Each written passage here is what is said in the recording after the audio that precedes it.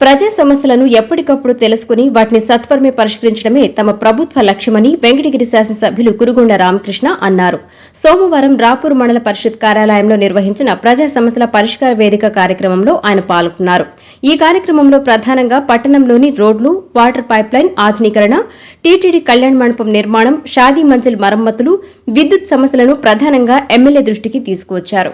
ఈ సందర్భంగా ఆయన మాట్లాడుతూ ప్రతి సోమవారం గ్రీవెన్స్, ప్రతి శుక్రవారం ప్రజా దర్బార్ కార్యక్రమాలు నియోజకవర్గంలోని ఏదో ఒక మండలంలో ప్రజా సమస్యల పరిష్కారం కోసం ప్రత్యేకంగా కార్యక్రమాలు నిర్వహిస్తున్నట్లు తెలిపారు. అర్హులైన ప్రతి ఒక్కరికి పట్టాదారు పాసు పుస్తకాలు అందేలా చర్యలు తీసుకుంటామని హామీ ఇచ్చారు.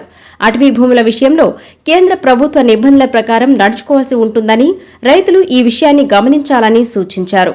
ప్రభుత్వ శాఖలన్నీ సమన్వయంతో పనిచేసి ప్రజలకు మెరుగైన సేవలు అందించాలని అధికారులను ఆదేశించారు.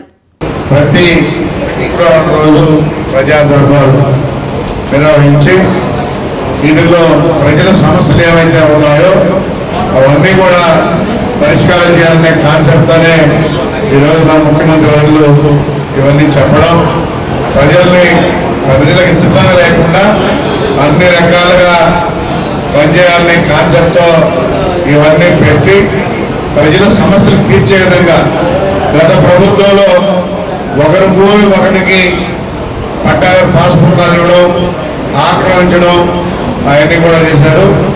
అదేవిధంగా మళ్ళా ఇప్పుడు మనం రీసర్వే పెట్టి అవన్నీ కరెక్ట్ చేసి వాళ్ళందరూ కూడా పాస్ పుస్తకిస్తున్నాం.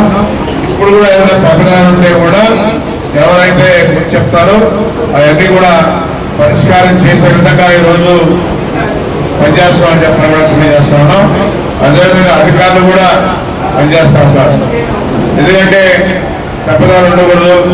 ఎవరైతే పొలం మీద ఉన్నారో, ఎవరికైతే భూమి హక్కుందో వాళ్ళకే పట్టాదారు పాస్ పుస్తకాలు ఇవ్వాలని కూడా తెలియజేస్తా ఉన్నాం.